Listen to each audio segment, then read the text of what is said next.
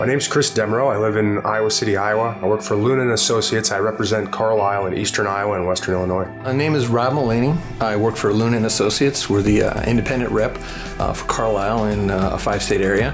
So I've formerly been a part of the business for 6 years, but Blackhawk's been around for 30 plus years now, and been installing Carlisle Syntec products for probably better part of 15 to 20 years.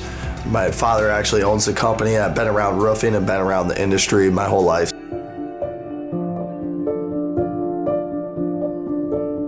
The derecho only lasted for a short period, maybe only an hour to hour and a half. However, the damage was, it's on the equivalency of a Category 4 hurricane. When I got to Cedar Rapids, I saw just complete devastation. There was, power lines that were down, roof trusses that were torn off of houses, trees that had fallen on houses, crushing houses, blocked roadways.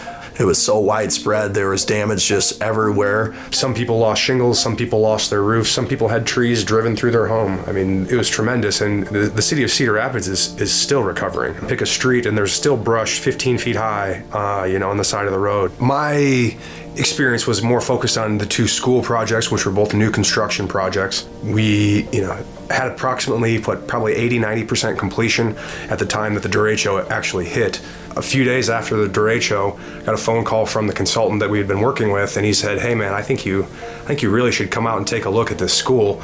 The RapidLOck product has performed remarkably well." This system specified for, I believe, 70 miles an hour, and we exceeded those almost twofold and got 140-mile-an-hour gust during this storm. There was missing edge metal, and we thought, maybe the edge metal had blown off, but in fact it hadn't been installed. So the edge metal is completely critical to holding roofing systems in place. So the fact that it not only didn't fail, but it didn't fail without having edge metal on is completely amazing. Once you get people interested in the word Velcro and you get past the connotations that brings, and you start talking to them about the actual performance that we've seen in, one of the worst storms that Iowa has ever seen, 140-mile-an-hour winds, and how it performed when it wasn't even completely installed, you can begin to see the wheels turn and how they can apply it to projects that they have coming up. The RapidLOck system, aside from some cuts and scrapes in the membrane from flying debris, was virtually untouched. There was no uplift whatsoever. The contrast was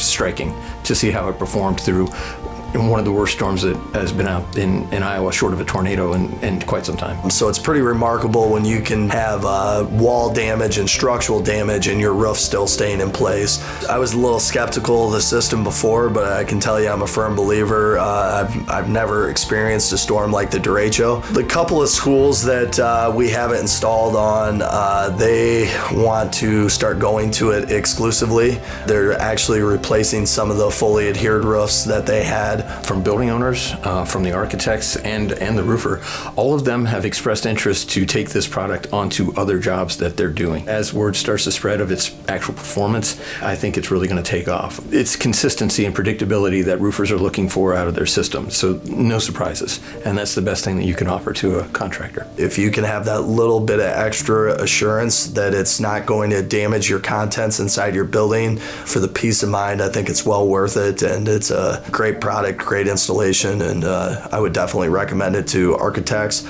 consultants, owners, contractors, and all of the above.